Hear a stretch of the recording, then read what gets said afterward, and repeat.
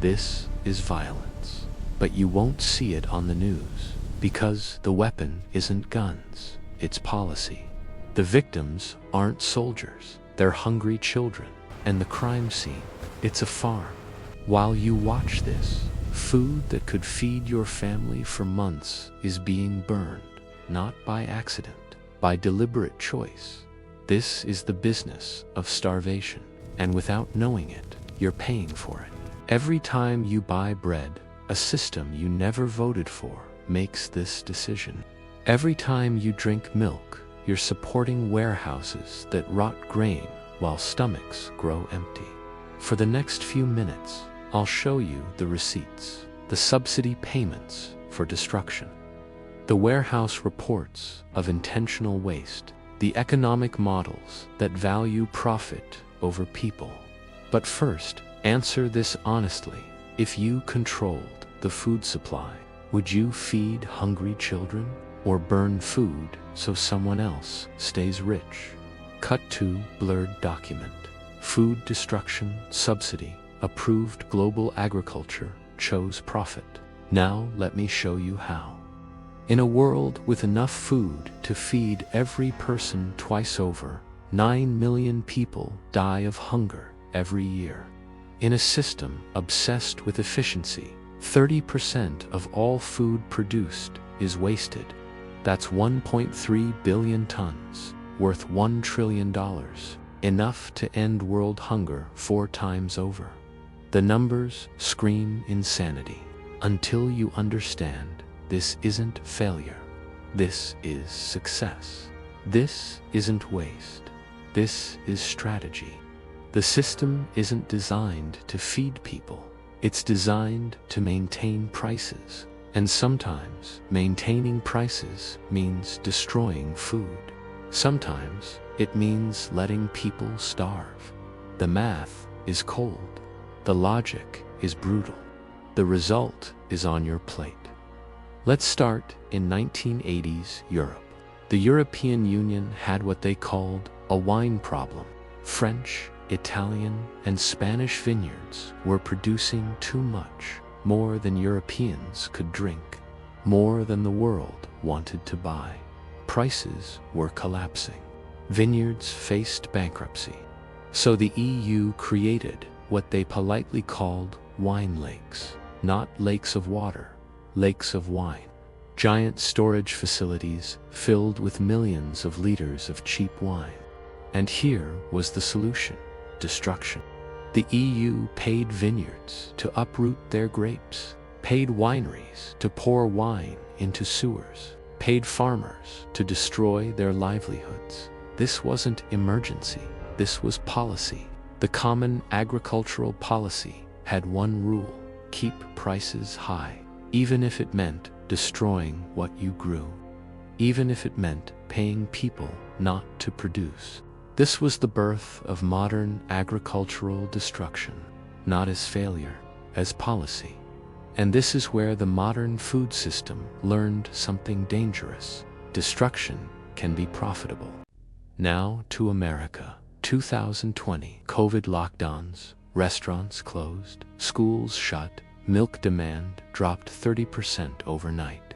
Dairy farmers faced an impossible choice: keep milking cows and flood the market, crashing prices to zero, or dump the milk. They dumped 3.7 million gallons per day, flowing down drains, into pits, onto fields, while food banks had lines stretching miles. While parents skipped meals to feed children, the milk flowed. The USDA called it supply management. Farmers called it heartbreaking. Economists called it rational. The math was simple: destroy supply to maintain price. Let the milk rot rather than let prices drop.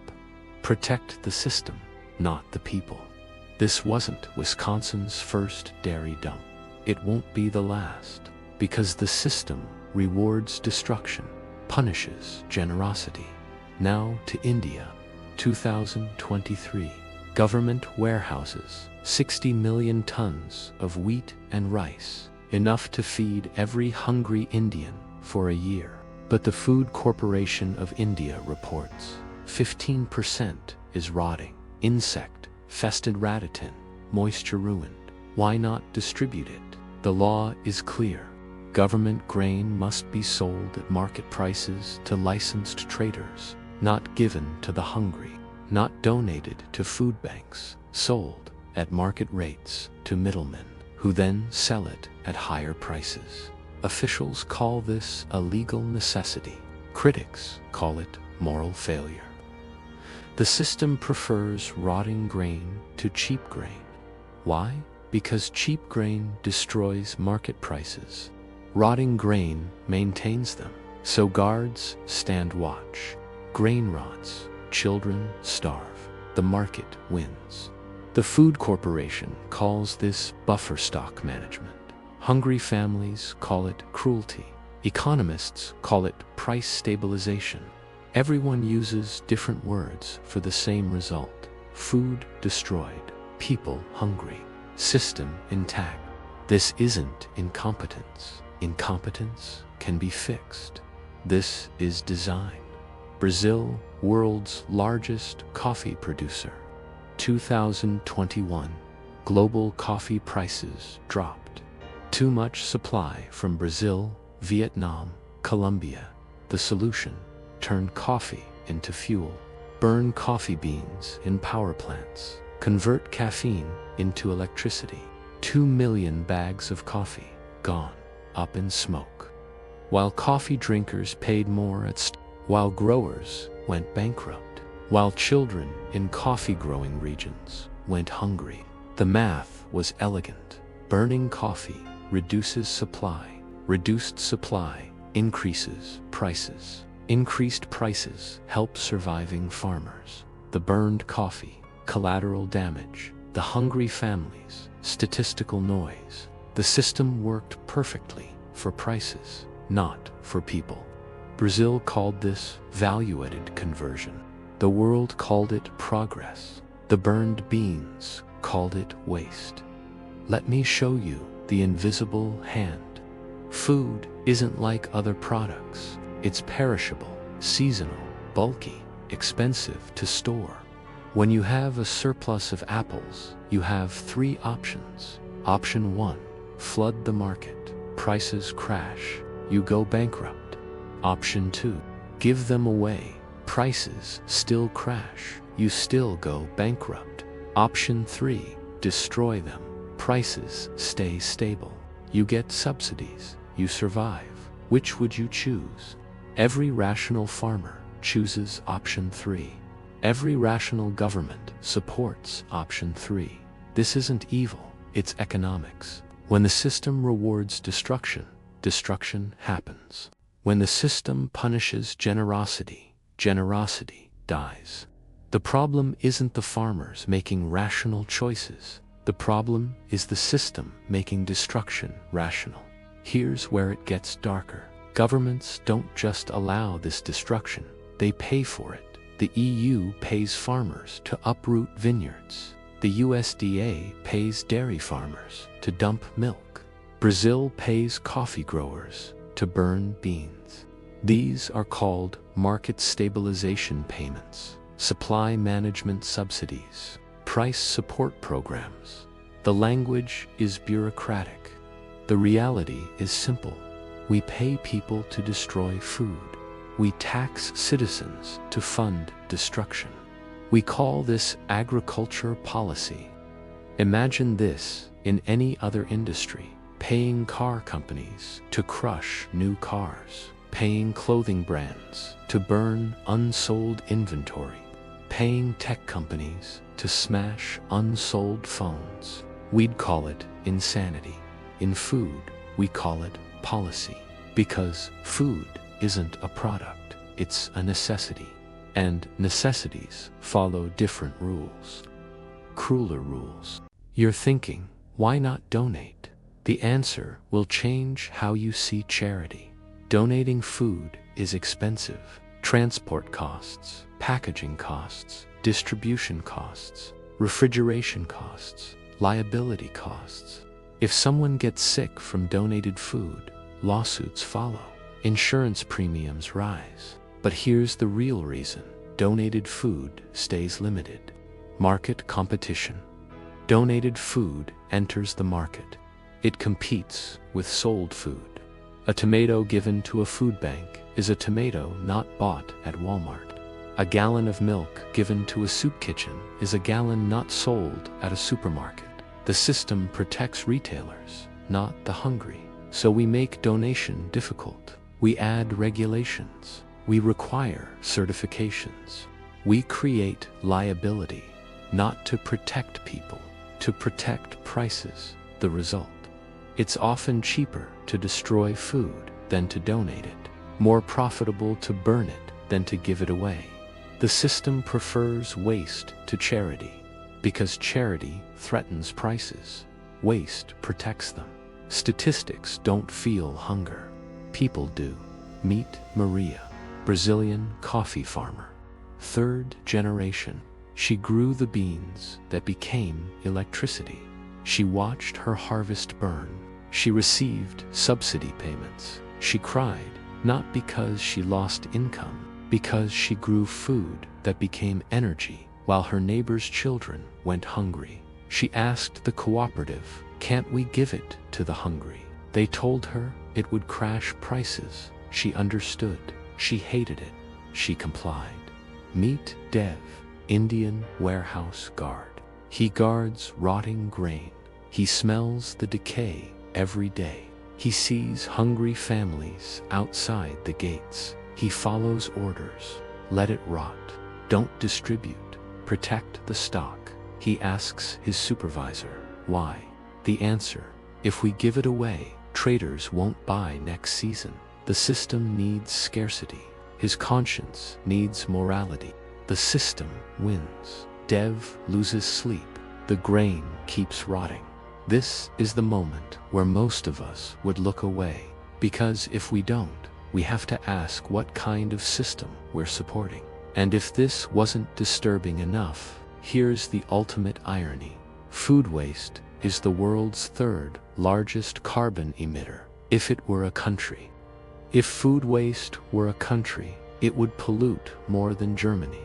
Rotting food produces methane, 25 times more potent than CO2. Burning food produces CO2. Transporting wasted food produces emissions. Packaging wasted food produces plastic pollution. We're burning fossil fuels to grow food, then burning food, then burning more fuels to deal with waste.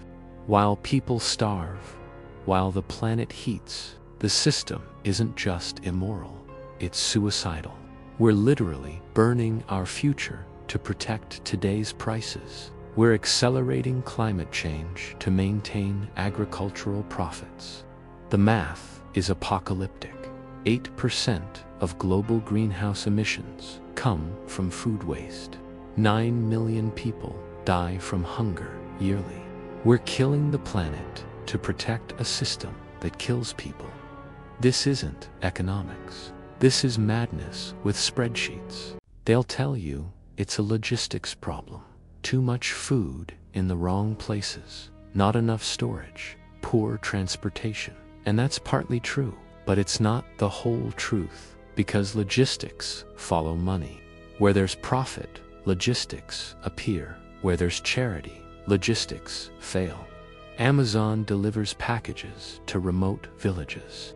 Drug cartels transport products across borders, but we can't transport grain to hungry neighborhoods.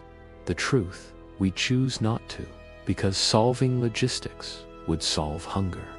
Solving hunger would collapse prices. Collapsing prices would break the system, so we pretend it's impossible. We blame poor infrastructure.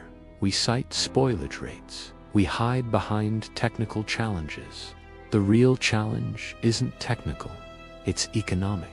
It's not that we can't move food, it's that we won't, because moving food to the hungry hurts profits. And in our system, profits come first. Solutions exist, but they fail.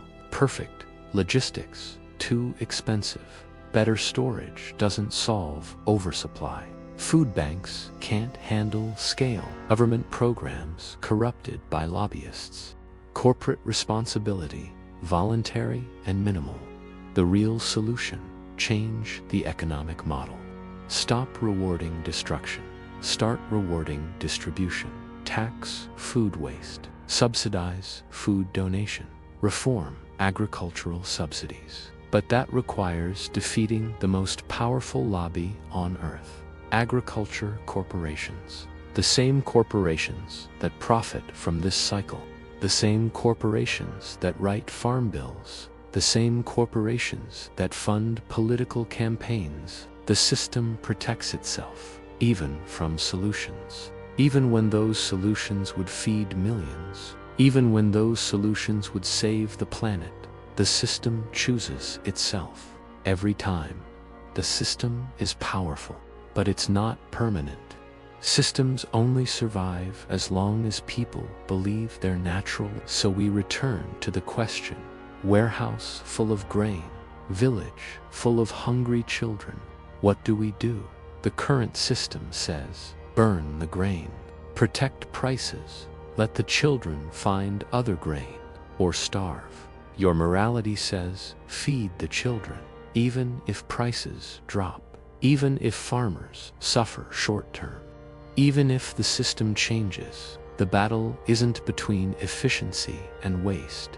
It's between market logic and human need. And right now, market logic is winning. With every burned bean, with every dumped gallon, with every rotted ton, with every hungry child. This isn't a food problem. This is a values problem. We value prices over people, profit over nutrition, short-term gains over long-term survival. Next week, we'll show the fight back. Communities feeding neighbors despite the system.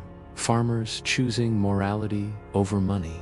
Countries rewriting the rules. But first, we had to show you the problem. The deliberate, calculated, profitable destruction of food in a hungry world. If this made you uncomfortable, share it. Discomfort is where change starts. Subscribe if you want to see solutions. Because the fire in the fields isn't just burning crops, it's burning our humanity, and only we can put it out. Remember the fire you heard at the start. That fire is still burning. The only question is whether we keep feeding it.